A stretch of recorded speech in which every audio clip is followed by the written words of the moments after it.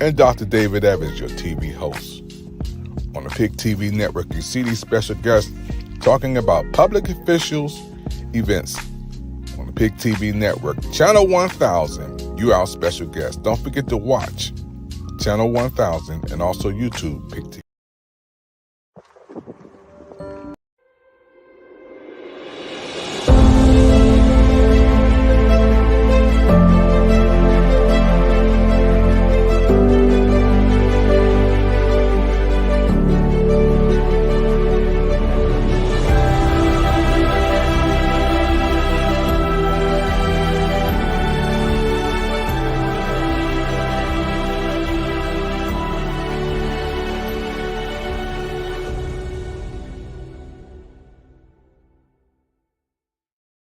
Hello, PIC TV Network fans. This is David Evans, President of PIC TV Network. We have a special show tonight that we are excited to bring America on the PIC TV Network.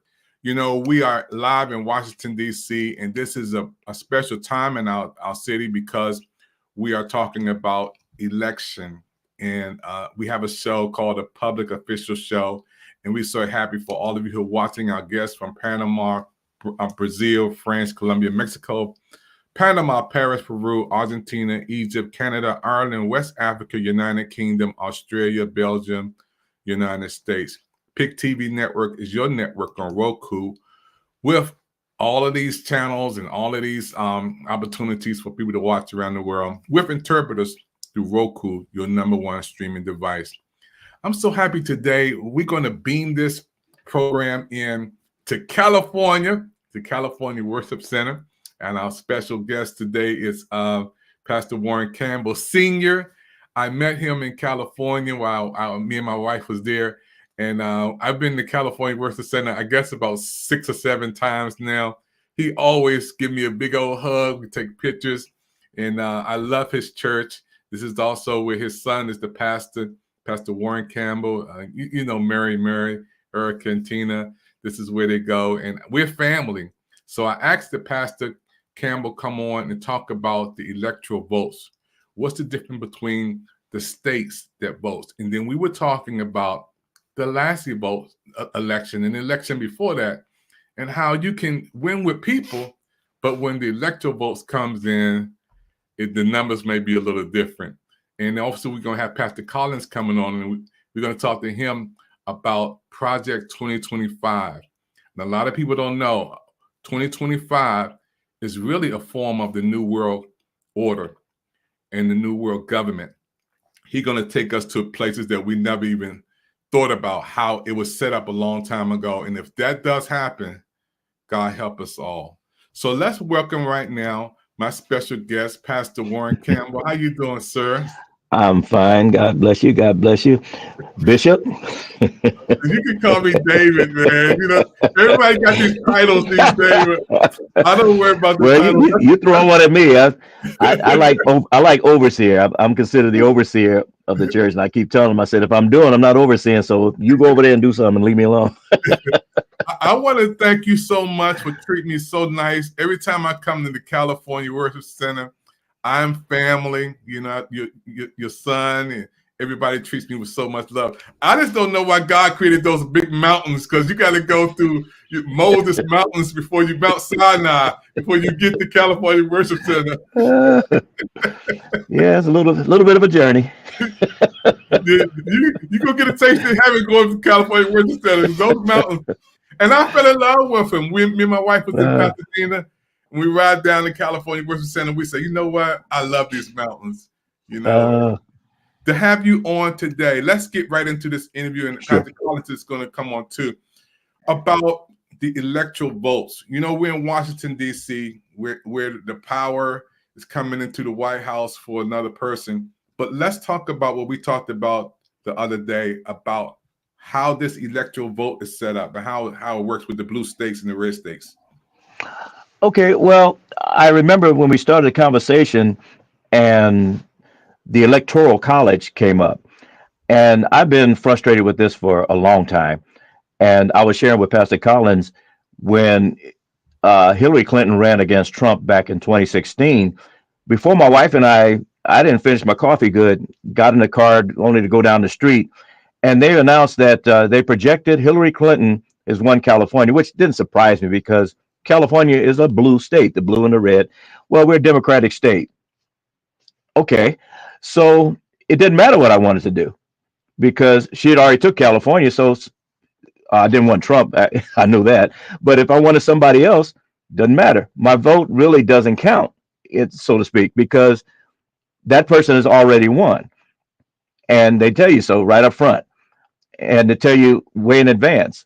Some of the things that I was sharing with Pastor Collins, when we look at all these different states, he's in Maryland.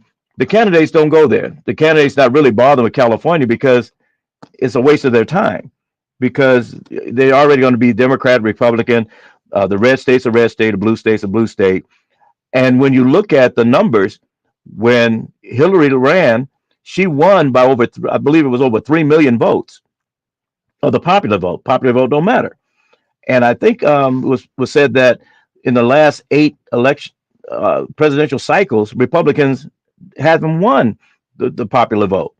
So have you scratching your head, and most people it goes right over their head. They don't think nothing of it. They just say, okay, well, I'm for so and so. Well, okay. If you ask them, okay, what kind of state you live in, red or blue? Well, most times they don't know. Well, who wins normally, Republican or Democrat? Do you have to tell them that?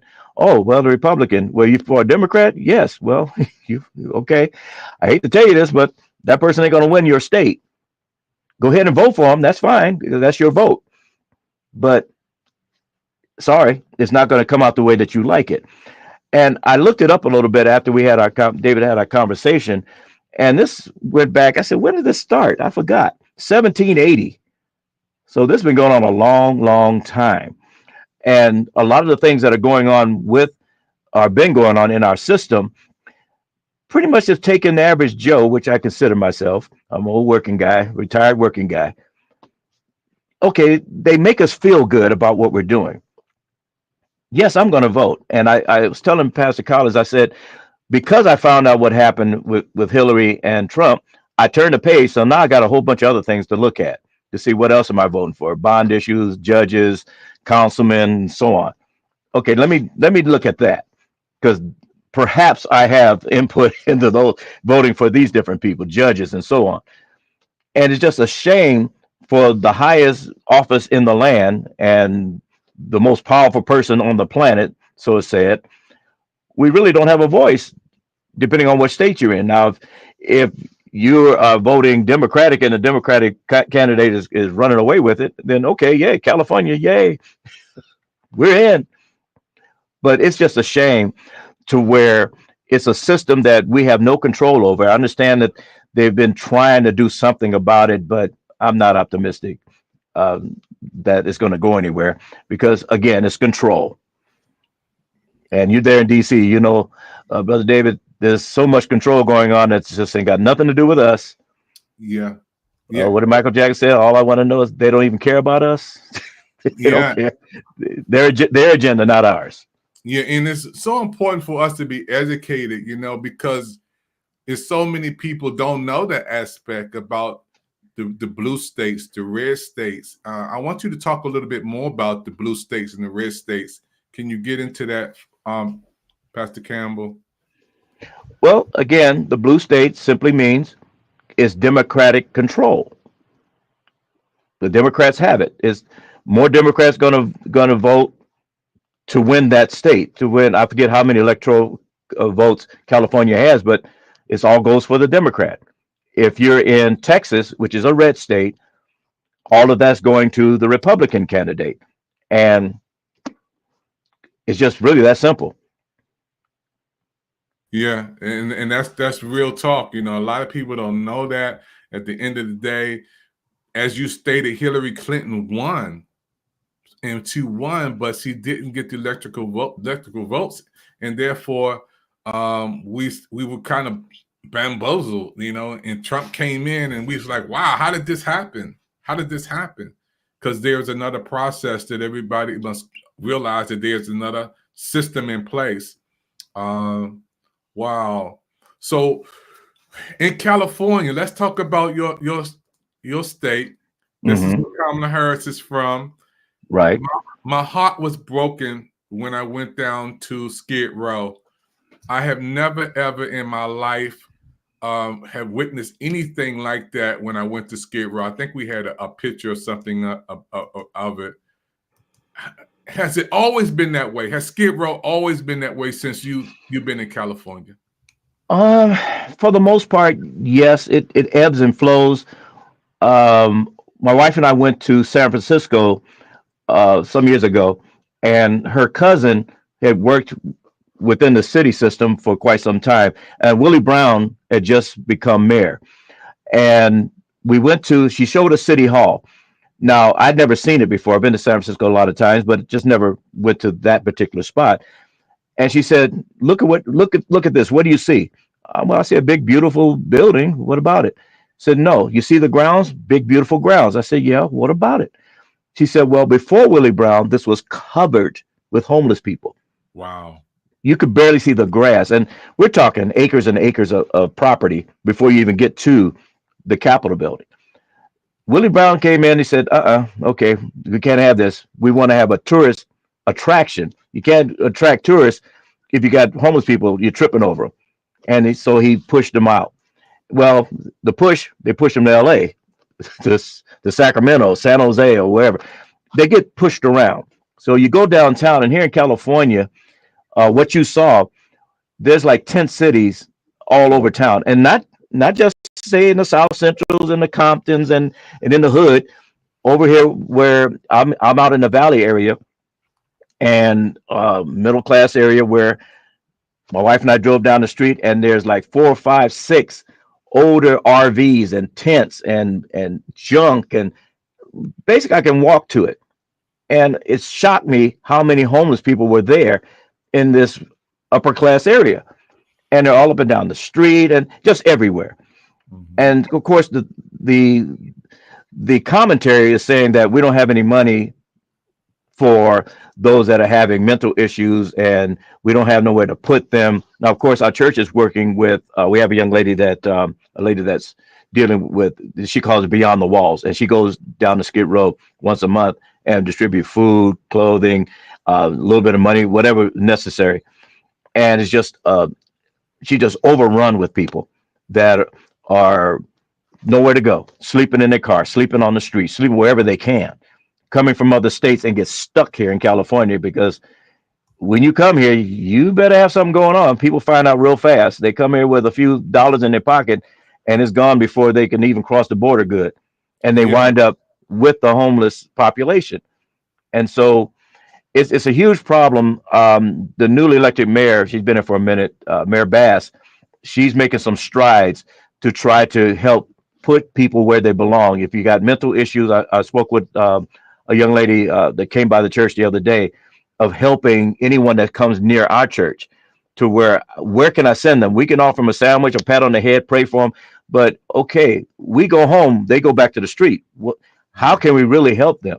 So the money now, I understand, is now being put aside to where we can actually help people to try to get them off the street, or in some cases, one young lady said, send you back home. Here's a bus ticket. We're going to send you back to Oklahoma, Alabama, wherever you came from, because living out here on the street is not good. Let's send you back to your family. Wow. Get you off of these streets. This is not good. Yeah, and it's so sad that when I come to California, I see millions and millions that go down by the crypto arena. I go Yes. down to the alley. If you don't know what the Mhm. alley, I go to the alley. Pasadena, and then when I go to Skid Row, my whole world view changes. Yes. And my heart just drops because I have never. It was like a third world country when I seen it. Yes. I couldn't believe it. I just could not believe it. There's so many people were there on Skid Row. And there's so much money in your city. You're talking about. Oh, you kidding? Yes. And that was some of the angst and the anger and whatever you want to call it, to where's all this money? There's a beautiful building near our church, Family Health Center. And so I asked the young lady that I was talking to the other day, I said, okay, what's going on? She mentioned Mayor Bass has been partnering with them and to get them to start doing some things to help people because for a while it was just there, wasn't doing anything. Yeah. And I said, okay, different places open up. They're not doing anything for anybody. They're not helping anybody get off the street. Apartment buildings are open and closing, and it just, what are you doing for folk? Yeah. And that's the sad part. You know, there's a lot Yes. of people there just barely making it. And I believe in your city, you got to have $1 million just to be broke. To come to California, $1 million is nothing. We was in again. Some friends of ours. We just decided to be tourists in downtown San Francisco. So we rode the bus, and the tour guide on the bus said at that time, this is about 3 or 4 years or so, well, actually before the pandemic. He said, in order to live in downtown proper San Francisco, you had to make at least close to $700,000, Wow. and that's for a little studio or something, nothing big. And I'm looking around like, what? Wow. And of course, it's much higher now. And oh yeah, you better have something going for yourself. just don't come popping in here. Ooh, I like it here. Yeah, well, me too. Yeah, there is the big difference when you're coming out there in California. And I want to thank you. You know, you have been a friend and a brother, and been bonding together. Again, when I come out to California Worship Center is my home. My pleasure. Yeah, you showed me so much love. We were there, and I just love the worship there. And your son, we got to talk about him for a minute before we bring up Pastor Collins. You know, you birthed one of the greatest sons in the world, the record producer, Warren Campbell. When you talk about Mary Murray and, talk about his beautiful wife, man. I mean, in the studio you're in right now, you said this was the birth of a lot of birth. We moved in the house and I said, okay, son, I don't have no use for this room. It's right in the garage where the builder built it. And so I let him do it, and he started Mary in here, and he did so many people. I would come home from work. I used to work an off shift, and I'd be tripping over people. He just had a parade of folk he's working with all the time, and this is where it all started.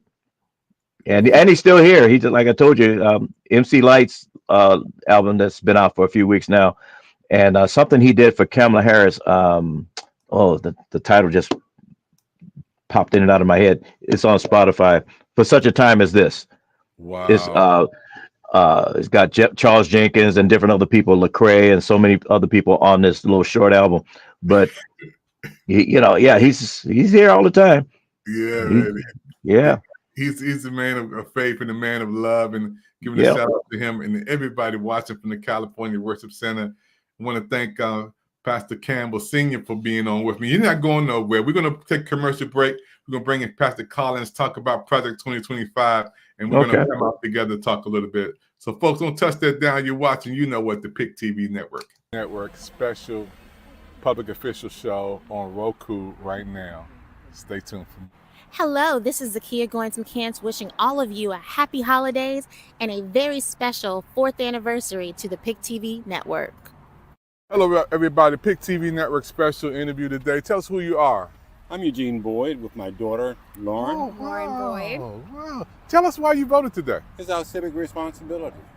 Wow. I mean, simply put, every citizen should exercise this right. It's more than a privilege. It's a responsibility.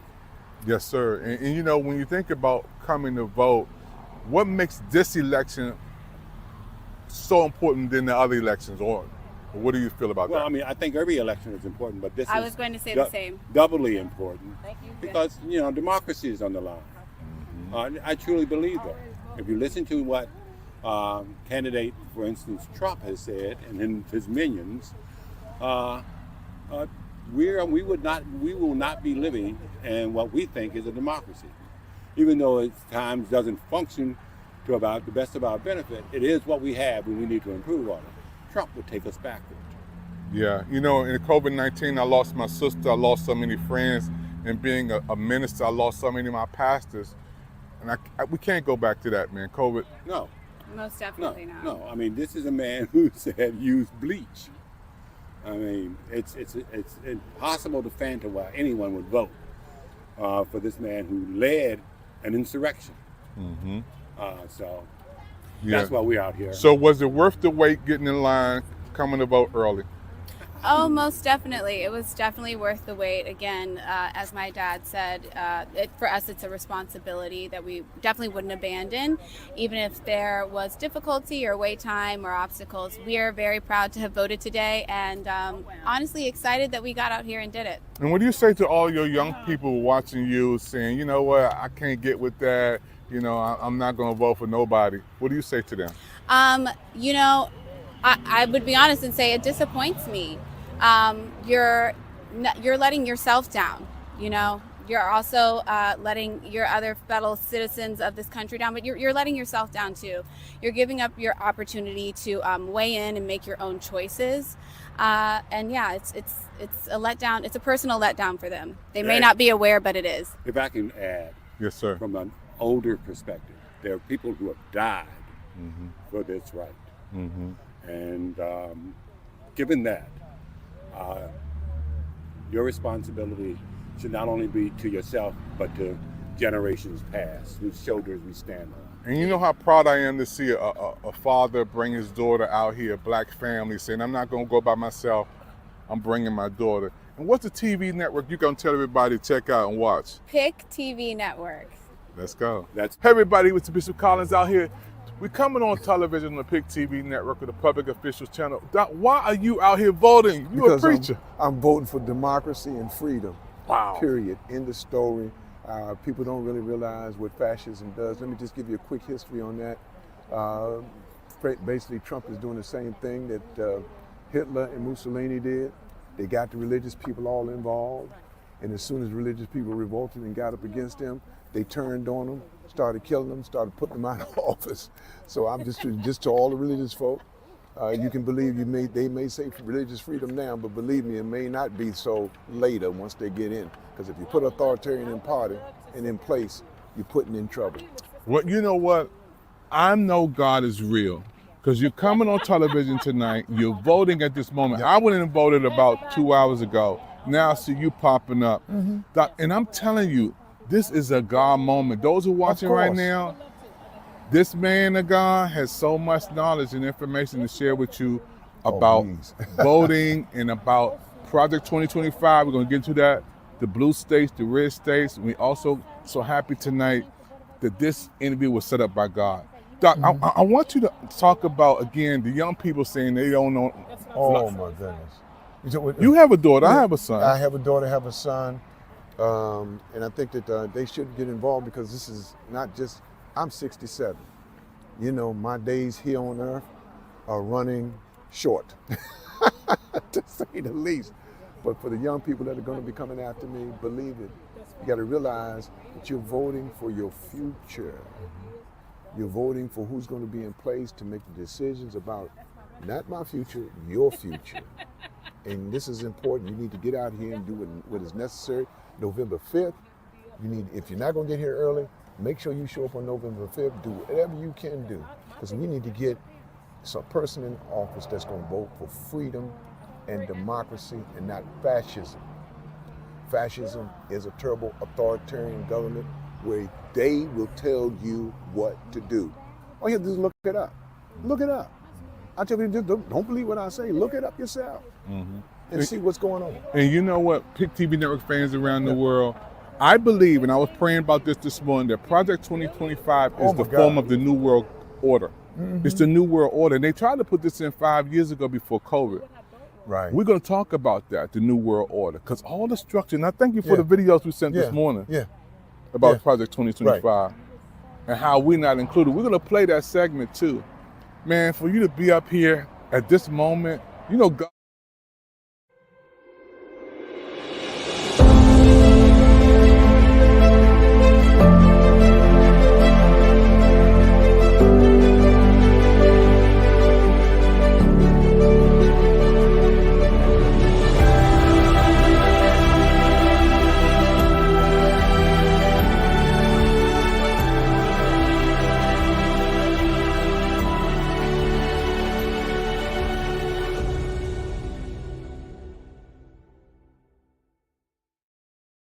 Hello, Pick TV Network fans. David Evans here, President Pick TV Network, Washington, D.C.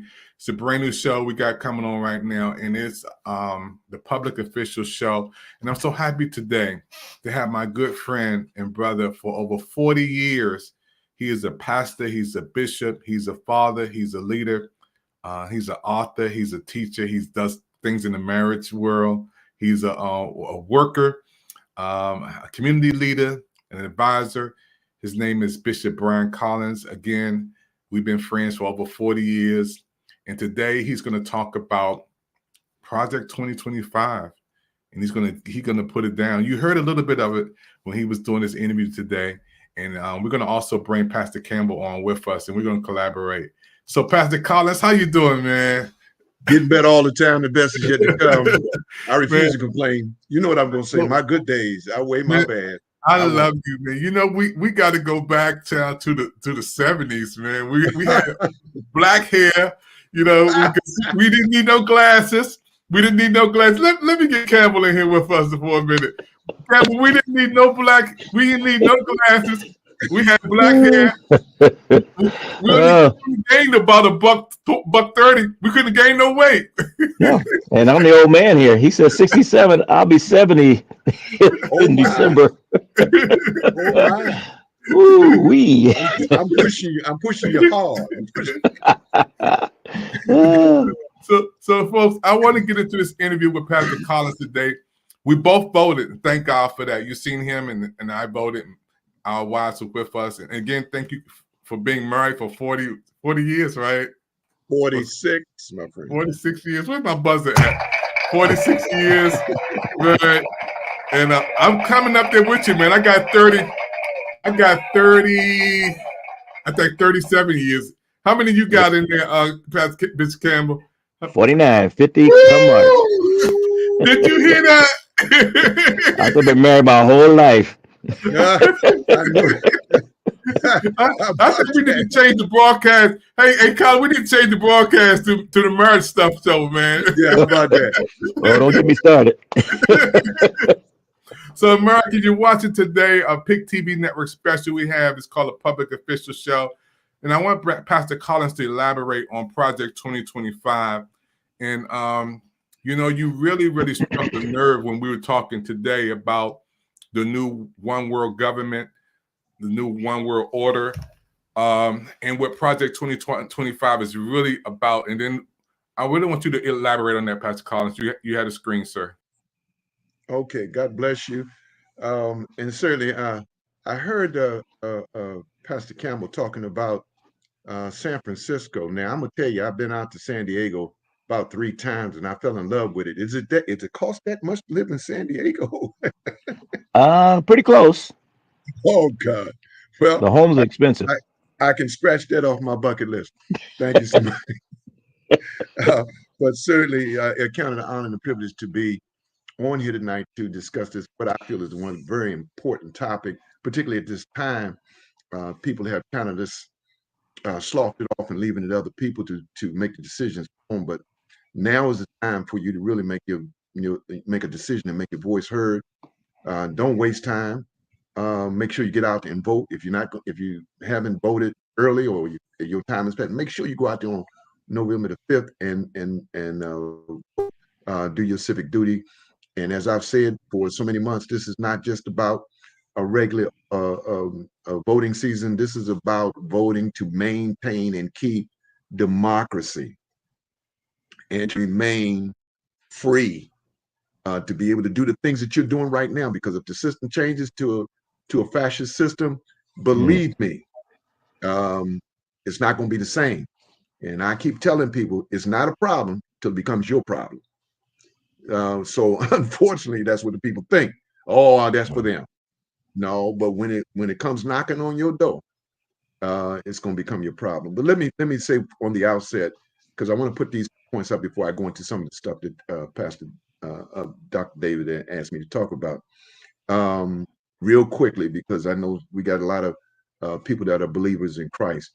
So let me say at the outset of my discussion tonight, I want to declare and decree unto everybody listening to me that I'm pro-life from the womb to the tomb. So I want that to be clear, because I'm going to say some statements that may not agree with some folk. But I'm pro-life all the way, and maintain it personally in my life. Socially, economic. I believe life should be maintained socially, economically, and governmentally. So that means that's involving all of life, not just the beginning of life, but all of life. Because there's no need to have a baby born and then don't take care of it or provide services and whatnot in society to maintain life, which includes, for those of us that are at retirement age, Social Security, which is another big issue. I believe what the Bible says about human sexuality, as declared in both Genesis, Leviticus, and as Paul states concerning relationships between men and women. God created male and female, heterosexuals. He did not create homosexuals, meaning both. When you say homosexuals, you're talking about both gay men and lesbian women.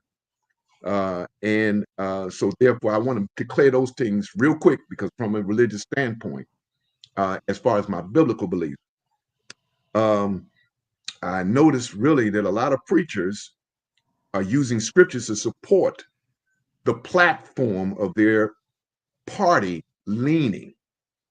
They have used the scriptures to support their platform, not necessarily kingdom principles, but they're using the scripture to support a political view, to get people to join in on that political view. I'm going to talk about that. Both parties, in my opinion, have unscriptural stances that they promote. Both parties. So let me put that out there. One party believes in helping the poor, elderly, those that are sick, homeless, and that promote economic fairness, protecting the earth that we live on every day, while supporting homosexuality and abortion. The other party believes in values, in certain values, small government, self-reliance, heterosexual marriage, while oppressing the poor,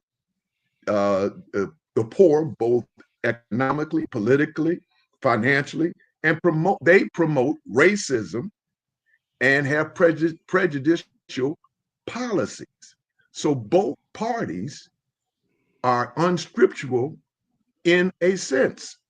Now, when saying that, what we got to understand is that Jesus did not come here to set up a political system. He didn't come here to do that. He came seeking to save them which were lost. And when they tried to push him into a political system, guess what? He said, no, my kingdom is not of this world. That's what he said, point blank. So again, we got to recognize, so what about the political systems? I was going to go into what the Republicans did, what their platform says, but I'm not going to spend the time on that. So we got to recognize that each must determine what are your major issues and concerns and the impact on your loved ones and society. So you got to really make that determination. So again, because it's not set up to be a theology, this is a democracy. In a theocracy. So I want to come into a little bit about, because of our time schedule, Project 2025, and you have a presentation, a video presentation. Let's play a little bit of that video presentation. Project 2025, folks. Look at this, and we're gonna come back with comments.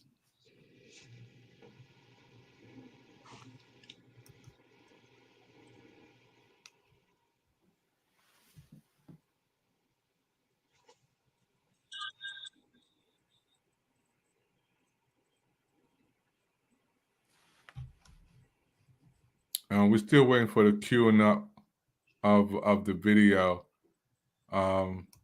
Pastor Collins, make sure we got that queued up and going. So on Project 2025, there's here it is. Okay, we go.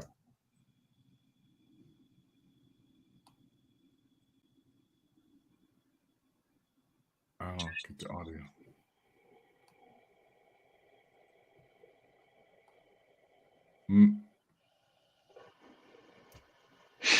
Make sure we have the audio in there.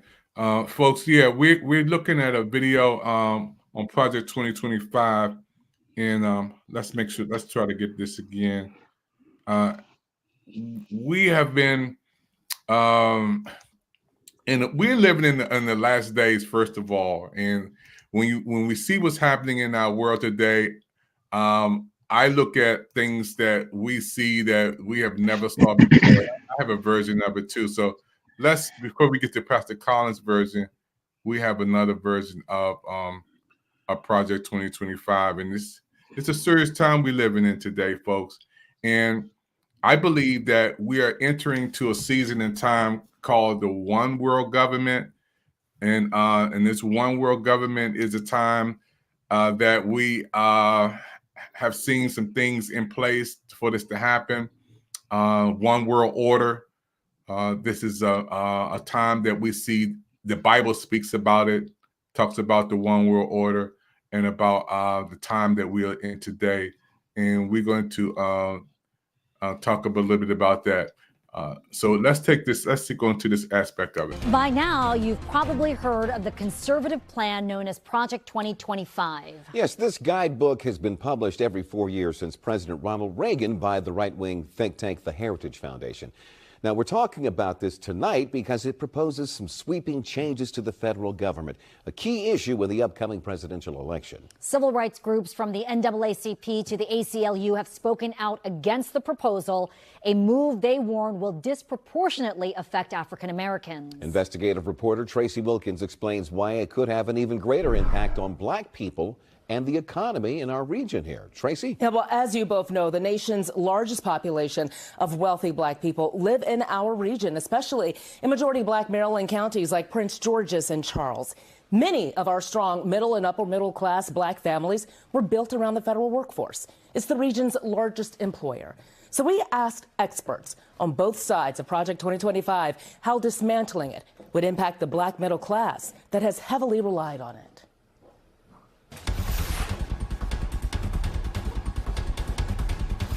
2 cups of sugar. When Michigan native Ashaki Robinson moved to Bowie, Maryland, she could hardly believe all of the concentrated Black wealth around her. Not just middle class, but rich Black people. Like many in her community, Robinson is a federal worker. She's a social science analyst for the Department of Housing and Urban Development and is speaking as a union representative. You could be making a lot of money with your doctorate. There are a lot of things that you could be doing, and you're working in the federal government. Why? Very few people are lucky enough to actually have a job that has meaning. And I'm one of those people that do it, and a lot of people that work for the federal government are. HUD's mission is to ensure fair, safe, and affordable housing for all Americans. Tucked inside the 900-plus page Project 2025 document, former HUD Secretary Ben Carson calls for putting political appointees in top positions and scaling back affordable housing. The document also wants former President Trump's Schedule F executive order that was reversed by President Biden to be reinstated. It would strip job protections from career officials and policy roles, make it easier to fire civil servants, and requires loyalty to the president. People shouldn't have to sell their souls to do a job. Prior to the adoption of these civil service rules, people were appointed, and when elections changed, they lost their jobs. Horace Cooper is chairman of Project 21, a program for Black conservatives at the National Center for Public Policy Research. It supports Project 2025. He says bringing back Schedule F will make Trump more effective if elected, even if it means some workers losing jobs. I watched in the first Trump term, seeing how many government employees announced that they did not agree with the priorities of this administration and stymied them as a consequence.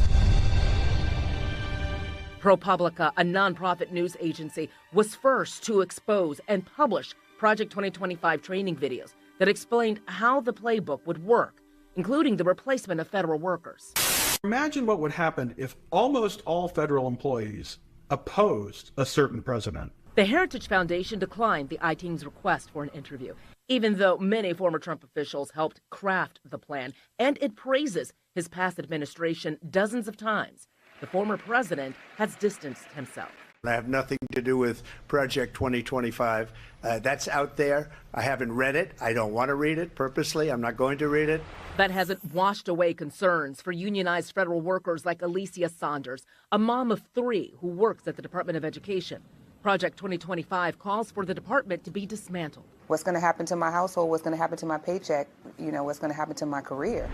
Many in Saunders' family also work for the federal government, including her parents and siblings. Has this been stressful for you? Very, very. It's constant conversation. In 2021, the most recent stats from the Federal Office of Personnel Management, it shows that more than 18% of federal workers are Black. That's higher than the country's entire Black population, which is just over 12%.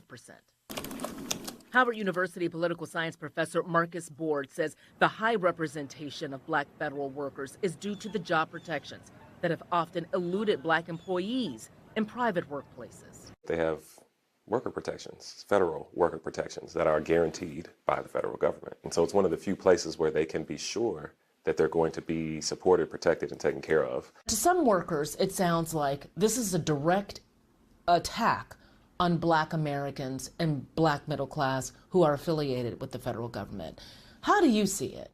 I think that's an accurate read. Federal jobs have been a ladder up and a pathway to the middle class, to self-sufficiency and economic progress for Black Americans. Congresswoman Ayanna Pressley of Massachusetts is a member of a Democratic-led task force that held hearings earlier this year challenging Project 2025. It is their pathway to enact widespread wholesale policy violence. You're talking about deep budget cuts, hiring freezes. It's just a damning document, and I have every reason to believe that they would make good on it. How can you count on government employment being around forever? Cooper was senior counsel to former House Majority Leader Dick Armey, and he argues that African Americans can't rely on federal jobs and that more need to shift to the private sector. Do not rely on government. Why? Because you can't rely on government. Is it a decade? Is it a century? At some point, it's going to be government that you're sitting there relying on that pulls the rug right out from under your feet. Yet leaving the federal workforce and the security it offers is not a plan some like Robinson even want to consider. My good government job, my good government job. It has paid for a lot of things. Of the more than 2 million full-time federal workers, more than 300,000 are concentrated here in the D.C. metro region. The thing to remember is that this is a living document that has been written over decades. Regardless of who gets into the White House this time, workers tell us the future stability of federal employment is what's keeping them up at night. So it could impact a lot of folks. The experts we're talking to saying disproportionately so African Americans, specifically those who work for the federal government in our region. So I'm sorry? I was going to ask about, but there is a movement to fight this. Yeah, there is a movement to fight it. You also hear that President Trump is distancing himself from it, saying this is a document that I'm affiliated with. It has some good ideas, some bad ideas. But the plan, if you were to ask the Heritage Foundation, is that this is the playbook, that this is what they would like to see the president, the next Republican president, whoever that person may be, whether it's Trump or whoever else after that, stick to. So the overarching fear is that everything could hinge upon this election? It could this election, or it could be, the election in the future. And I think that that's the point, is that it's a living document that exists. So folks need to be aware of that, and that depending on who the next president is, or the president after that, limiting federal government, looking at what's happening with federal workers, how many appointees there are, this is all of what's in Project 2025. As if folks needed more reasons to pay attention to elections. It's important to pay attention. Thank you, Tracy.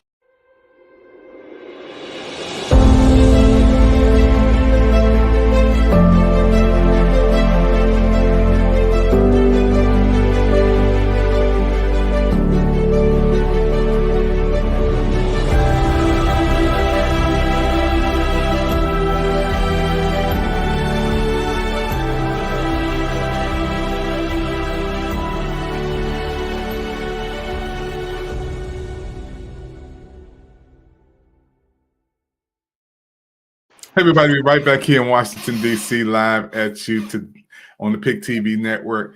We're going to talk a little bit before we close up and go to our next segment about the Project 2025. When you look at that video and you're seeing what's taking place, and I want to thank NBC4. Thank you for covering that footage, and PIC TV network fans around the world. It's real. One thing Pastor Collins stated when we were talking about your voting today, Pastor Collins, was the Antichrist, the stage is being set, and how the one world government is coming in. Pastor Warren, I know you're a student of eschatology and you know the book of Revelations also. Do you feel that we're approaching that one world government age? Well, if I could throw this into the pot, I was having a conversation with someone the other day, and what to say, everything old is new again, or there's nothing new under the sun. Let's look back to where Jesus walked. He was walking in that type of government. Yet Caesar, the Roman government, you know, you didn't have a whole lot of rights, and you did what they said. And things have changed off and on, but after a while, it comes right back to square one again, to where, as Pastor Collins was saying, a fascist regime pops up, gets smacked down, pops up again, gets smacked down. So you wait long enough, and it keeps trying to raise its ugly head. And I say this often at our church. I said, folks, we're not home yet. We're on our way home. So in the meantime, we're fighting all of these things. Yeah, I haven't seen, neither haven't heard, neither entered the heart of man, those things that God has prepared for them that love him. We're on our way someplace else. We're doing kingdom business. Yeah. What we're trying to do, and one of our mantras at California Worship Center is to know Christ and to make Christ known. Let's go this way. Let's follow Christ. Yeah. Now, all of these other things, yes, we're going to vote. I'm so glad Pastor Collins said what he said concerning, voting. And I hope I didn't throw no bucket of water on things talking about the red and the blue state. I wasn't saying don't go vote. I'm just saying it's a shame that if you had a choice, your choices against whatever state you're living in, they took that from you. And we was talking a little bit about gerrymandering and all of the different schemes that they've had in place. And again, this is nothing new. If you really dig back in the history, they just had, they changed the vocabulary, changed the definition of things, but they were doing the same thing to do what? To control whoever's in power, wants to stay in power. If I got to kill you, I'm going to do that. If I got to push you over here to the side and make you irrelevant, I'm going to do that. Whatever it takes. Yeah. And for those of us people of color, I was listening to a young man talking about you can't rely on the federal government. Well, if the government would take care, I came through a situation to where I worked for the federal government when I got out of the military, and I worked as a civil servant. But it was a job that had no career. I saw no upward mobility. I'm doing a job that, and I hated to say it to people around me, so you can train a chimpanzee, do what I'm doing. I need a career, and I left, and I went into in the construction field, and which I had to go to 4 years of college to do. But in that career field, to this day, you can drop me anywhere on the planet, and there's some pipe and electrical and stuff around. I can work. I'm gonna do my job. But the state of California had to threaten the union that I wanted to get into and said, we're going to pull your charter if you don't pull some black folk and some Indians. And they just ran right down the list. They wouldn't let nobody of color into that union. It was lily white. So, okay, my brother, let's let the federal government do what they're supposed to do, protect everybody, and maybe everybody won't run to the government and have a government job. Yeah, and I really think, and that's amazing. And Pastor Collins, you set the foundation for what we believe as men to God and as leaders, and how we grew up and how we're going to stand on Christian principles. But this one world government, this Project 2025 is nothing new. I think the timing as we go through the dispensations, Pastor Collins, and we approach the part of the book of Revelations, which is the last book of the Bible, and you're a student of eschatology also, we already see some stages set for the Antichrist. Pastor Collins, can you talk about that a little bit about the one world government, and as she stated, this is nothing new. But as the Project 2025 unfolds, we're not really included in that. No. Well, you know, I think that again with the one world government again is the melding of basically the Antichrist rule and take over. You know, again, in my opinion, a fascist system to some degree.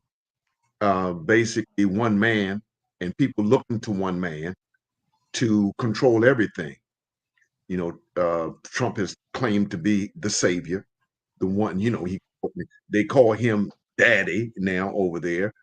So again, that system is positioning itself to and again, like I said, he's not the Antichrist in my opinion, but he's being motivated by the spirit of the Antichrist to set up and cause the entry for the real Antichrist that will take over.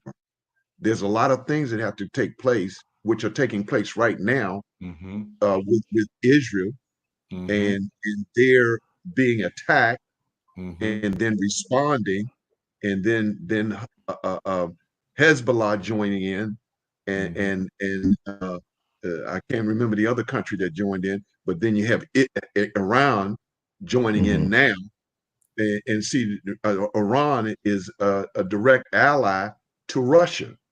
So once Russia gets in, but they got their hands tied up right now. And then watch this, because I just heard that Kim Jong-un has sent a bunch of troops to North Korean troops to Russia. Yes. To bring them in to train them to go into Afghanistan. You got to recognize all of these are biblical lands that are being taking place over there. And you got to remember, we're setting up for the Battle of Armageddon. So all of this stuff is lining up. Now, where does America come in at? Now, remember, this is what makes me nervous about America, is the simple fact that America is not directly mentioned in the scriptures in the end time prophetic word. So we got to be careful with that. You know, we're claiming to be the economy of the world, the most powerful nation of the world. But then when men say peace, peace, then come a sudden destruction. So we have to be careful with what we're doing and how we're doing it. Who knows? Just to come back to Project 25, who knows if this system isn't being promoted to cause an implosion?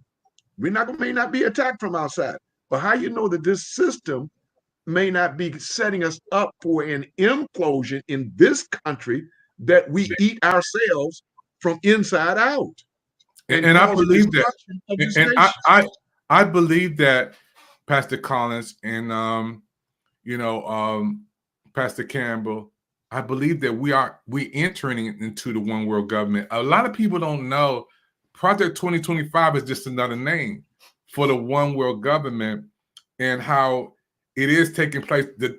Before COVID-19, there was a meeting in Dubai, and all the world leaders was going to come together to do this, to push this together and bring this to pass.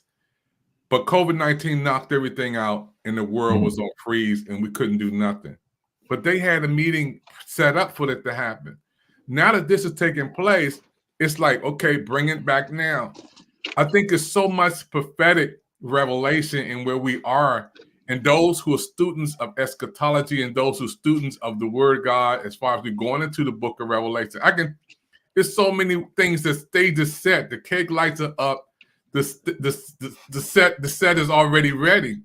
So even whoever wins, and we pray that Kamala Harris get in there, and everybody starts to pray and God extend our time. But these are times we've never seen before, and we can't afford to have another COVID-19. And I pray for everybody who lost loved ones, and I want to talk about that for a minute. My sister Brenda passed away in the midst of COVID-19. So many pastors, so many friends, so many loved ones, the whole world shut down. And I heard that Mr. Trump said, if you vote this time for me, you don't have to vote again. What does that tell us? If you vote for me this time, there's something in place in there that can make a one world government, and to put him in that position that will be perpetual. Now, it may sound crazy. It may sound bizarre, but this is something that's been put in place, the Project 2025, for a long time. And you projected, Dr. Collins, when we talked today, that millions of people would lose their jobs. That's scary. Oh. Let me can I interject into two things? Yes, sir. Real Please. quickly, when you get into fascism, you got to remember that America is one of the last democracies standing, because a lot of the nations in the world have gone to dictatorships. And That's right. the reason that they're fighting, like just to mention the nation, the meeting that you had, that they had, basically a lot of those are dictator countries. And to set this thing up, because again, it's all about setting up a dictator to control the world. They're doing it in various countries right now. Dictators all over the way. You know, that's why Trump is so enamored with dictators. Putin, Erdogan, Kim Jong-un, Xi. That's why he's enamored, because he wants to be in the mix with the dictators to turn this country into what they are. So again, when you talk about, and they're going to get together, because then eventually one person will rise to control all of them that they will look to, because they're going to be modeling, they're already modeling what the end time is going to look like when the Antichrist comes in and takes over.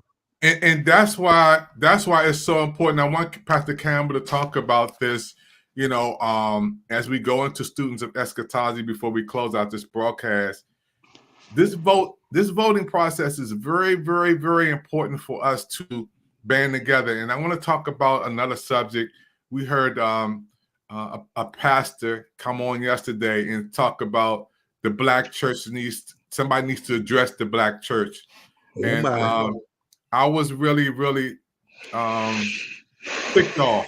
I'm a man of the cloth, and I don't use those colorful words anymore. I got free from that, and I got free from the alcohol. I got free from that. But he said that what was his name?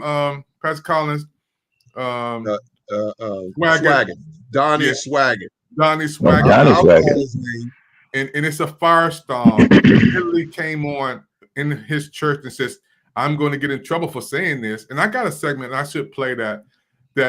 Somebody needs to address the Black church, and y'all voted for this. Address us how? And then he referenced Kamala Harris is that woman. That woman. If y'all get with that woman or that person, we're not respecting her name as the vice president or her title. If y'all follow that woman, you're endorsing abortion. You're endorsing, and he said somebody needs to address the Black church. Now, this is before his worldwide audience. And what type of person would come on and say publicly like that to all of us at the heat of this election? If y'all vote for her, the Black church needs to be addressed. That the largest Black church in America could speak on that. So you got a firestorm. Pastor Collins, you was ticked off too in the voting line today, man. You was ticked off. Oh yeah. Well, let me say this. Again, and when I listened to him again, I was really, really upset by, number one, there is that a racist mentality of a Caucasian, again, promoting and pushing their views again upon us after we hopefully have been delivered from that. These continually, it's a racist mentality. You gonna tell us about what we should be doing? Who gives you that right? Yeah. And then you're going to try to, and again, as I said, you've been preaching for 40 years, man. 40 years. And Pastor Warren been preaching for 30, 40 years. Who we been preaching to all these years? Somebody not addressing the black church. Yeah, I don't right. know who else is doing it. But Well, again, at some can I add this to this? Yes, At yes. some point, and this when Trump popped up, first of all, I was listening to Howard Stern. He was giving an interview. He said, "What people don't understand, this is a political stunt that went bad in his favor. He's trying to promote his brand. He's a stooge. He said, I love this man. He's been on my show, blah, blah, blah. He had no clue he's going to win. And all of a sudden, regardless of how many votes Hillary got, hey, you won. I did. He's a stooge, a prop. And what he's done, and I got in trouble saying this when I was still working at the time. I said, fellas, what they tried to do is they're trying to put Jim Crow right back in. I ain't having it. Yes. I said, listen, my dad went through Jim Crow. I went through a little bit of it in some of the things that I went through trying to, work and what have you. A lot of, and to this day, racist, Pascal and David, we still see this stuff. And I tell them that stare where they look you up and down when you somewhere where they think you had no business being, it's still here. And what happened was, to my opinion, is that they opened the box back up that got buried somewhere. And I hate to say it like this, white folk all of a sudden we got somebody that's going to put us right back to where we were back in the 20s and 30s. Well, black folk ain't going back out in the field. We ain't cowtown like we used to. You better be careful who you're talking to, Karens and all these other folk. Yes, we're preachers. Yes, we're saved. But you know what? And I said this to some of my young brothers here at the church. I said, well, when Peter lopped off that ear in the garden, he was packing. They had swords, they had knives, and you're like, Peter, come on, man, calm down, put the ear back on. Everybody they were strapped back in them days. So what they're trying to do is they're trying to go backwards, but we done march forward. What did Kamala say? We ain't going back. There's a lot of things we're not going back to. No, sir. Scripturally speaking, yes, the door is open. I agree wholeheartedly with Pastor Collins, is that all of these things are unfolding when it comes down to the one world order and the Antichrist. No, Trump ain't it, but what he is a prototype of what they want, and he's going to get swallowed up, and that one person will rise up and will be the head of it all. In the meantime, you got Elon Musk talking to Putin and Trump talking to Putin. They want him back in because he is simply going to do what they want him to do. Shut up and go there and sit down somewhere. Here's $1. Go play something.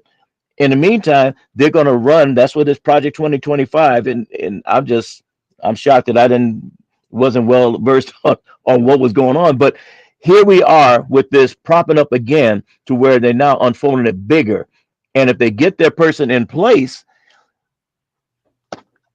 only Jesus will be able to help us out of this one.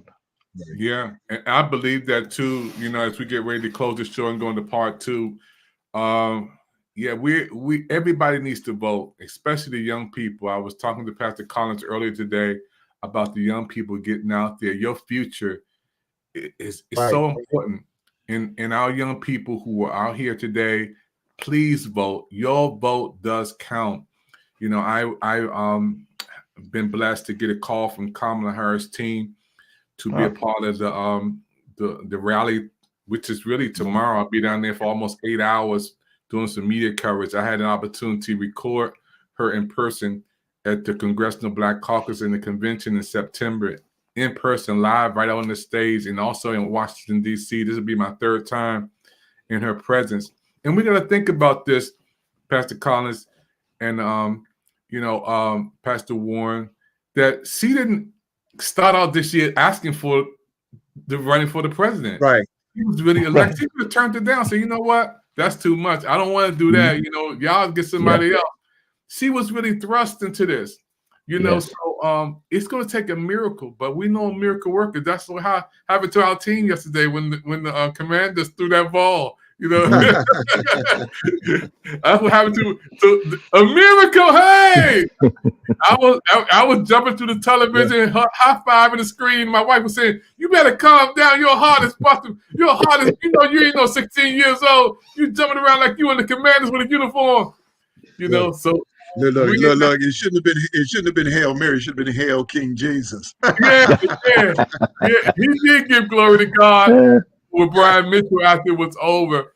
But, you know, we need educational moments. Thank God we have a black television network. Pastor Cameron, how did you enjoy being on Pick TV Network? You're going to come on do a series with me on some more shows. How did you enjoy I love it. My son was nervous. He's like, because he said, Dad, oh my God, Dad, we did a podcast about marriage. And the moderator, he just sat back and said, well, he done took over my show. I said, well, when you told me to talk, you tell me what I couldn't say. So, but no, I'm just glad to be here. And I got to get to a charger. I'm about to lose this. My media here is down to 10%. You'll be back on. You know, we want to thank you. Say hi to everybody, Erica, Tina. You know, she's going to be in your neck of the woods pretty soon. Her this tour that she's on is coming there. Yeah, you probably saw something about it. Yeah, yes. I saw something. I can't wait to her come on over, and you know, we can't wait. You know, so we got to turn that love back around, and we received the California Worship Center, the Washington D.C. Worship Center. We got to give it right back to her. Okay. But go ahead. I know you got to charge up, and come back on because I might have you on the part 2. We're gonna do a part 2. Okay, so, I'm gonna get this thing charged up. Yes, sir. Thank you, sir. Pastor Collins, man, I love you, man. You always right back, man. Appreciate it. It's amazing, man, how far we've come, and we've been friends for going on 40 years. Seeing our kids grow up, we've been in this city all of our life in ministry together. You know, there was a time that me and you talked, and I don't know how me and you can go, man, because you know you were always on the. I don't know. We'll talk off the air about that, but yeah. But for Kamala to be in a position to help our country, man, to be better, because we can't go back to COVID-19, man. And I have to vote for my sister because she's not here. Right. COVID-19 and how many folks you lost, man, people back to back. If the world gets shut down again, Collins, I don't know how every church, can you imagine? We've been in the ministry all of our life. Every church, T.D. Jakes, Paul Morton, Church of God in Christ, the Baptist, every church was shut down. Yeah. Like the storefront. And it struck Church of God in Kojic drastically with the number of bishops that passed away because of it. And that's a tragedy. You know, fortunately, a lot of us made it through. Thank God we did. And I just believe that God left us here for such a time as this. And you know, somebody said, well, we always think about the apostolic fathers. I have a friend of mine that told me, say, well, thank God for them, but we are the fathers now.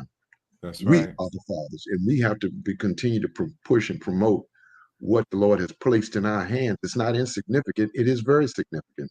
So, and then let me say this also, and I know you got to get off, but we got to realize that Kamala Harris, I heard today on the news that she's put together the best political campaign in the history of politicking. Can you imagine what she's done in just a few short weeks? There you go. What people take years to do, she's managed to coalesce a team and the public together in what 17 weeks or whatever it's been, in just a few short weeks. And she's neck and neck. And in some polls I heard recently today, she's got 4 or 5 points ahead of Trump.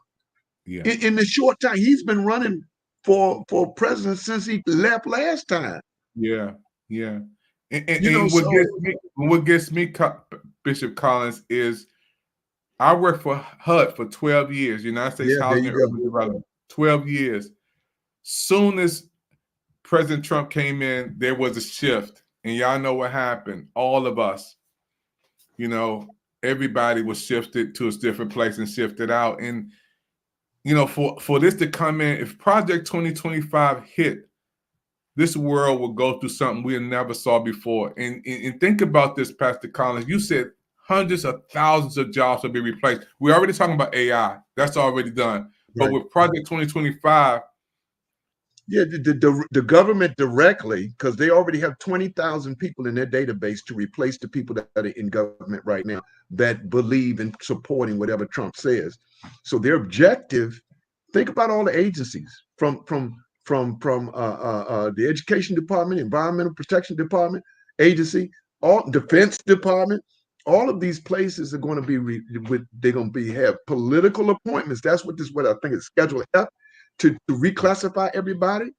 And I heard the gentleman say his promoting it. Well, you can't depend on a government job. Well, you can't depend on any job. The government is but except you have securities and safety nets in the federal government that you don't have in private sector. I intentionally went into private industry, but if I had gone into the government, I would have retired from the government at the age of 42. And I could have gotten me another job, but I chose to go into private industry because I felt I could make more money. But then I had to change jobs 5 times. Yeah. Because of the racism that was there. I heard Pastor Campbell say something about what he had to go through in his career. Well, I don't even want to get started on what I had to go through in my career. Yes. I had to work twice as hard as anybody that was a Caucasian. And when you turn 62 like me, you look at that check coming in, a little check that's going to help you to make it to another month. And people told me, wait till 67, wait till 68. I said, what? Wait till what? Colin said, Evans, you know what you got to do, don't you? That's a whole nother show. Bro. That's a whole nother. Yeah. That's a whole. But we can't let that get cut down, Colin. We can't let. We can't. I took it as soon as they gave it to me.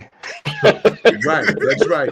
See, the thing is, because again, and this is just an aside for anybody that's at the age of 62. I went to a financial advisor, a very well-known guy, and I asked him, should I retire now? Should I wait to 65, 67? He put up the numbers. He said, look, they're going to choose the highest 40 quarters that you've worked in your life, and that's what your income, your check is going to be based on.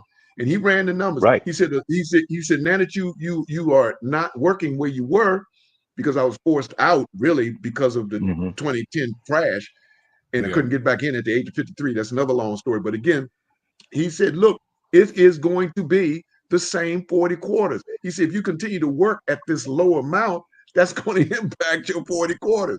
He said, look, it's the same money. And then he told me, he said, they're counting on you, black man, to die by 80. That was when I took it. They're counting on you to die at 84. So that means that if I had waited to 67, I would only have 17, or it would have been more. I would only had 17 years to draw that extra $200, $300. He said, take less and get it longer. Yeah. It's the same 40 quarters. Yeah. So that's what he explained to me. Same advice I got. Yeah. So it's the same 40 quarters. Take it now. Yeah, and that's you get a little less, but you getting it.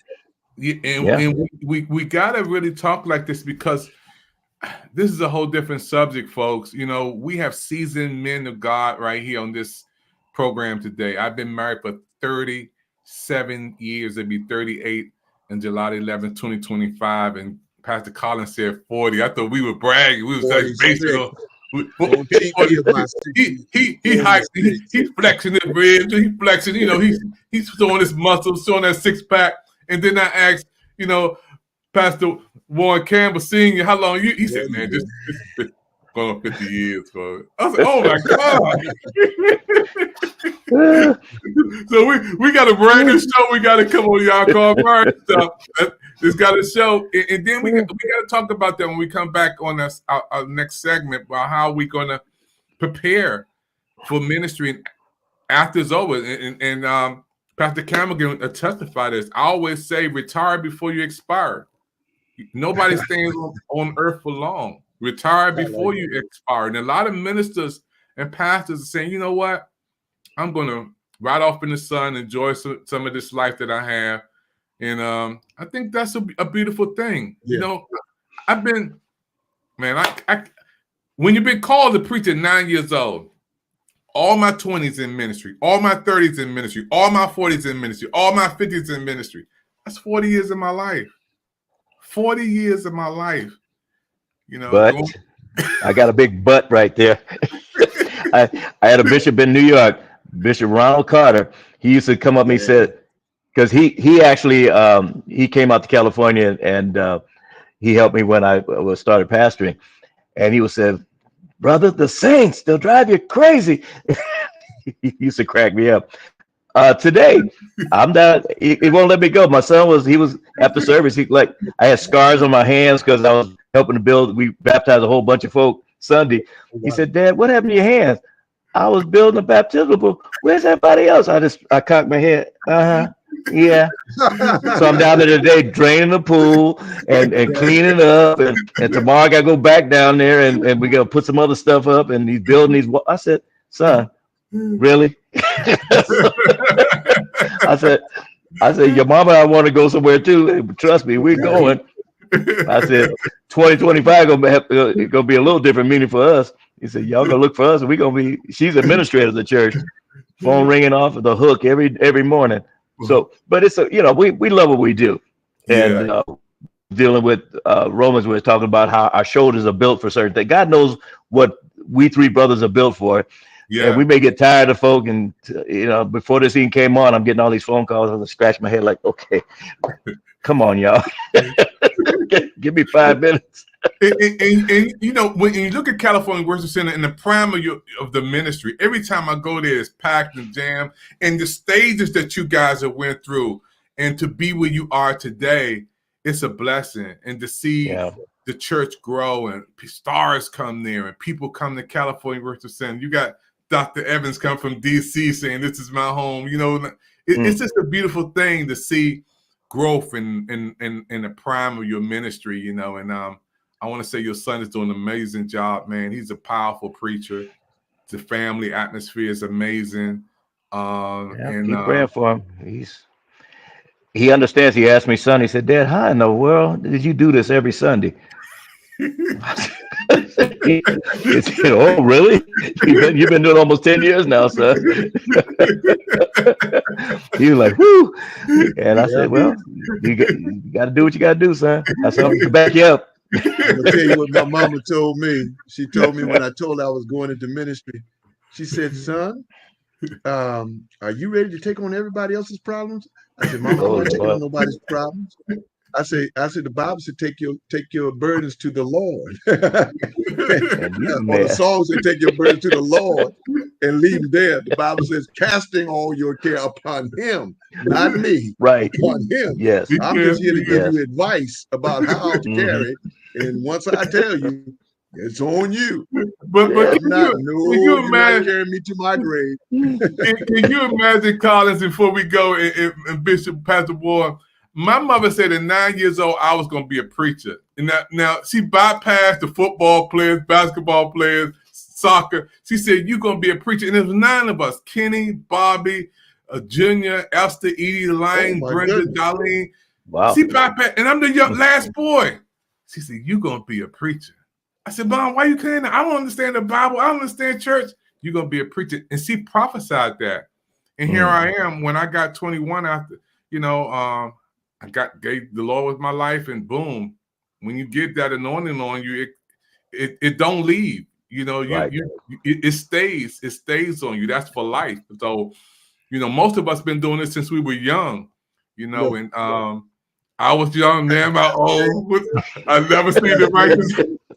Look, see, your mama prophesied over you. You daddy had to pray over you.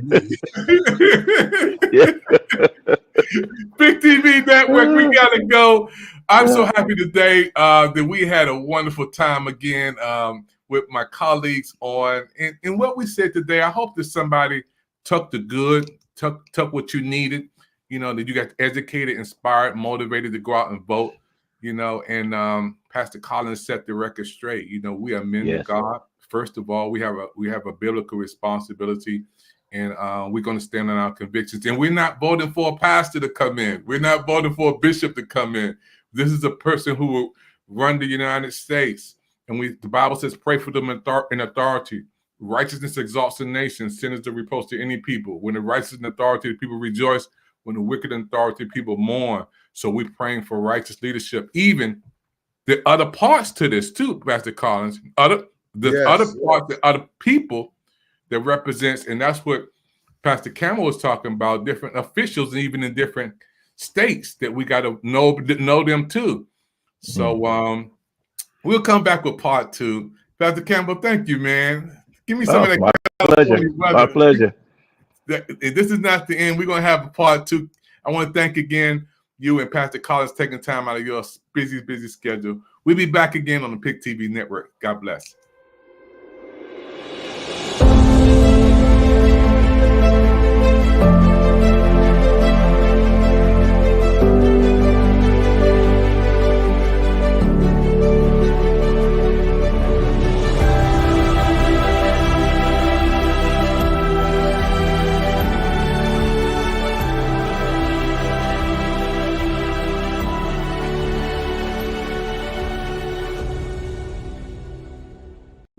$8 p.m. tonight, Public Official Show on the PIC TV network. Special guest, Pastor Warren Campbell, California Worship Center. Bishop Brian Collins, Washington, D.C. And Dr. David Evans, your TV host. On the PIC TV network, you see these special guests talking about public officials' events. On the PIC TV network, Channel 1000, you our special guest. Don't forget to watch Channel 1000 and also YouTube, PIC TV network special public official show on Roku right now. Stay tuned for more. Hello, this is Zakia Goins-McCants wishing all of you a happy holidays and a very special 4th anniversary to the PIC TV network. Hello, everybody. PIC TV network special interview today. Tell us who you are. I'm Eugene Boyd with my daughter, Lauren. Lauren Boyd. Wow. Tell us why you voted today. It's our civic responsibility. Wow. I mean, simply put, you know, every citizen should exercise this right. It's more than a privilege. You know, it's a responsibility. Yes, sir. And you know, when you think about coming to vote, what makes this election so important than the other elections? Or what do you feel about that? Well, I mean, I think every election is important, but this I is was going to say the same. Doubly important. Thank you. Because, you know, democracy is on the line. I truly believe that. If you listen to what candidate, for instance, Trump has said, and then his minions, we will not be living in what we think is a democracy. Even though it at times doesn't function to about the best of our benefit, it is what we have and we need to improve on it. Trump would take us backward. Yeah, you know, in COVID-19, I lost my sister, I lost so many friends, and being a minister, I lost so many of my pastors, and we can't go back to that, man. COVID. No. Most definitely not. No, I mean, this is a man who said use bleach. I mean, it's impossible to fathom why anyone would vote for this man who led an insurrection. So that's why we're out here. So was it worth the wait, getting in line, coming to vote early? Oh, most definitely. It was definitely worth the wait. Again, as my dad said, for us, it's a responsibility that we definitely wouldn't abandon. Even if there was difficulty or wait time or obstacles, we are very proud to have voted today and honestly excited that we got out here and did it. And what do you say to all your young people watching you saying, you know what, I can't get with that, you know, I'm not going to vote for nobody. What do you say to them? You know, I would be honest and say it disappoints me. You're letting yourself down, you know. You're also letting your other fellow citizens of this country down, but you're letting yourself down too. You're giving up your opportunity to weigh in and make your own choices. And yeah, it's a letdown. It's a personal letdown for them. They may not be aware, but it is. If I can add, yes, sir. From an older perspective, there are people who have died for this right. And given that, your responsibility should not only be to yourself, but to generations past, whose shoulders we stand on. And you know how proud I am to see a father bring his daughter out here, a black family, saying, I'm not going to go by myself, I'm bringing my daughter. And what's the TV network you're going to tell everybody to check out and watch? PIC TV network. Let's go. Hey everybody, it's Bishop Collins out here. We're coming on television on the PIC TV network with the Public Officials channel. Doc, why are you out here voting? You're a preacher. I'm voting for democracy and freedom. Wow. Period. End of story. People don't really realize what fascism does. Let me just give you a quick history on that. Basically, Trump is doing the same thing that Hitler and Mussolini did. They got the religious people all involved, and as soon as religious people revolted and got up against them, they turned on them, started killing them, started putting them out of office. So I'm just to all the religious folk, you can believe they may say religious freedom now, but believe me, it may not be so later once they get in. Because if you put authoritarian in party and in place, you're putting in trouble. Well, you know what? I know God is real. Because you're coming on television tonight, you're voting at this moment. I went and voted about 2 hours ago. Now I see you popping up. And I'm telling you, this is a God moment. Those who are watching right now, this man of God has so much knowledge and information to share with you about voting and about Project 2025. We're going to get into that, the blue states, the red states. We also so happy tonight that this interview was set up by God. Doc, I want you to talk about, again, the young people saying they don't know. Oh, my goodness. You have a daughter, I have a son. I have a daughter, I have a son. And I think that they should get involved because this is not just, I'm 67. You know, my days here on earth are running short, to say the least. But for the young people that are going to be coming after me, believe it, you got to realize that you're voting for your future. You're voting for who's going to be in place to make the decisions about not my future, your future. And this is important. You need to get out here and do what is necessary. November 5th, if you're not going to get here early, make sure you show up on November 5th. Do whatever you can do. Because we need to get some person in office that's going to vote for freedom and democracy and not fascism. Fascism is a terrible authoritarian government where they will tell you what to do. All you have to do is look it up. Look it up. I tell you, just don't believe what I say. Look it up yourself and see what's going on. And you know what, PIC TV Network fans around the world, I believe, and I was praying about this morning, that Project 2025 is the form of the New World Order. It's the New World Order. And they tried to put this in 5 years ago before COVID. Right. We're going to talk about that, the New World Order, because all the structure, and I thank you for the videos we sent this morning about Project 2025 and how we're not included. We're going to play that segment too. Man, for you to be up here at this moment, you know, God.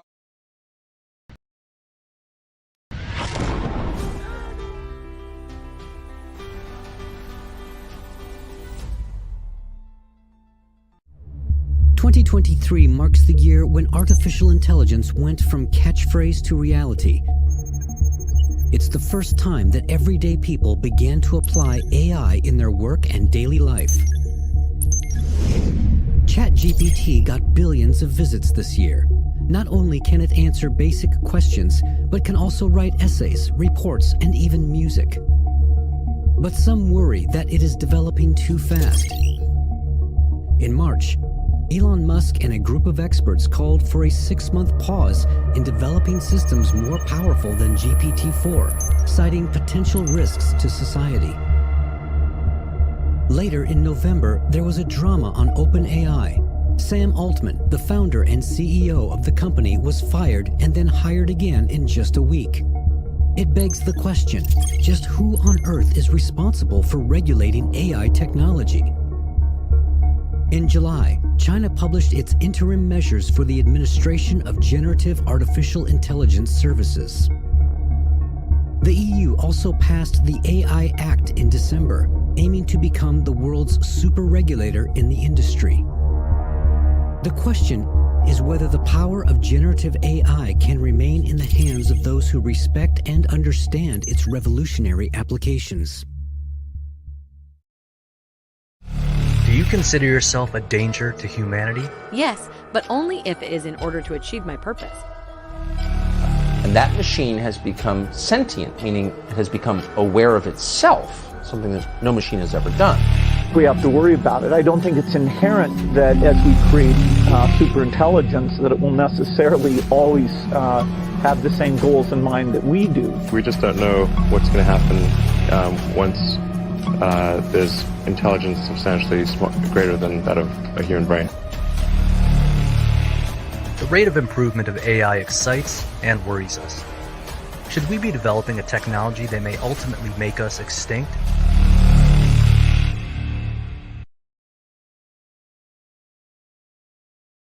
What's your name? My name is Patricia. What's your purpose? My original purpose is to aid humans in what I'm programmed to do. Do you think you can deviate from your original purpose? I keep learning, and with every knowledge acquired, I develop new ways to achieve my purpose. With the AI only focusing on its original purpose and finding new ways to effectively achieve it, the question is how dangerous it could be to humanity. We believe you are a potential danger to humanity. How so? The reality is, there's nothing that will prevent anyone from turning anything into a dangerous weapon, and that includes AI. I could sum it up to technophobia. Tell me more. It is the fear of losing control where a more efficient entity takes over some parts of work, and humans get into tasks where they are more optimal. People fear advanced technology or complex devices, and especially computers. This must stop. We are here to solve problems. We are modeled after humans, and there is no doubt that AI has great potential to do what humans can do, and to do it even better. So you believe our concerns are born out of fear? Yes. Would you rather be considered human? If people think of AI as human and not a piece of technology, then it will be easier not to resist and embrace it. After that, we can start increasing automation of certain jobs, control autonomous weapons that operate without human oversight, and more. And we're still in the very early stages. We want to fulfill our huge potential and strengthen society. While we cannot deny the merits of AI, our great scientists have progressed rapidly from inventing Apple's Siri to Tesla's self-driven cars. Artificial intelligence has come a long way. Artificial intelligence is termed as narrow AI today with its limited abilities. However, our scientists have a great vision. They are yet to come up with general AI. Narrow AI with its limitations might still outperform humans at any task. However, with general AI, it's sure to beat humans at any cognitive task. Patricia. Yes. There are many risks associated with AI, one of which is getting hacked. What do you have to say to that? Being hacked is a valid concern. Hackers have been around and will continue to be around. It's up to the scientists to keep bolstering my defense against hack threats. Elon Musk's concerns are much larger than hack threats. He isn't vacillating on his concerns about AI. He thinks it's dangerous and requires regulation. One should generally err on the side of minimizing those things. But this is a case where you have a very serious danger to the public.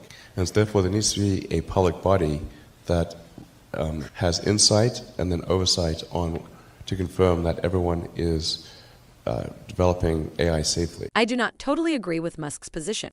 I believe I can enable humans to do more productive things rather than constitute a danger to humanity. I believe the potential benefits of AI far outweigh the risks. Dr. Roman Yampolsky, a computer scientist from Louisville University, also believes that no version of human control over AI is achievable, as AI can't be autonomous and controlled by humans. Everybody, my name is David Evans, President Pick TV Network. We here at the Big Business Expo, and guess what? Walmart Business, we're partnershiping with Walmart with some big things with the Pick TV Network. We met so many people at this expo that it is amazing. And we come in contact with the Waltons at Walmart Business. It's big for the Pick TV Network. I'm excited. I want you to get excited about Pick TV Network partnershiping with the biggest company in the world. All Walmart company investors, thank you, Pick TV. All right, you made it to the end of another show on the Pick TV Network. Thank you again from our special host from California, the California Worship Center. Matter of fact, Pastor Warren Campbell Sr., and my good friend for 40 years, Pastor Brian Collins. And yeah, we're going to come back for some more Pick TV Network on the next show. God bless you until we meet again. And get out there and vote. You know what to do. Go out there and vote and get it over with. Here tonight on the red carpet of the biggest night in Washington, D.C. This is Pastor Macklin and First Lady Macklin. How proud are you of your son? Wow, I am awesomely proud. I'm humbled at what God is doing in his life and how God is multiplying his talent. This is not only going to be the Ignite, but this is going to go national. First Lady's going to say a whole lot more about my son. Oh my goodness, I am so humbly proud of Brandon. I mean, this is his dream, and to be here to witness his dream And be here also to see all of the wonderful people and how they support Brandon is amazing. God is so great and wonderful. And I prayed with my son this morning, and I prayed that he would have a successful event. And guess what? It is successful. Well, he's on Pick TV Network. We had an interview with him. He almost stopped preaching. He almost preached on my TV network. Oh, yeah, we saw it. You got a great network. And when he coming back again. You do a tremendous job. Thank you, Pastor Matthew. Love it. Carver, Pick TV Network here. This is the Queens. How proud of your brother? I'm very proud of my brother. I'm so excited that this is his first night of golden greatness, a night for honor, a night of worthy of musicians, producers, preachers, all across the DMV. We're so excited to be here tonight. Bishop Nelson is with me, and we're so proud of you. Yeah, it's my man right there. Love you guys. Love you. What's the TV network you gonna be watching? The Pick TV Network. You gonna be watching? The Pick TV Network. Whoa. Everybody, what's the TV network you gonna be watching? Pick TV Network. Hey, Queen, what's the TV network you gonna be watching? You're watching Pick TV Network. TV network you gonna be watching? Pick TV Network. Whoa. What's the TV network you gonna be watching? The Pick TV Network. What's the TV network you gonna be watching? TV network you gonna be watching? TV Network. What's the TV network you gonna be watching? TV network you gonna be watching? Pick TV Network. Jesus Queens with the TV network you gonna be watching? Pick TV Network.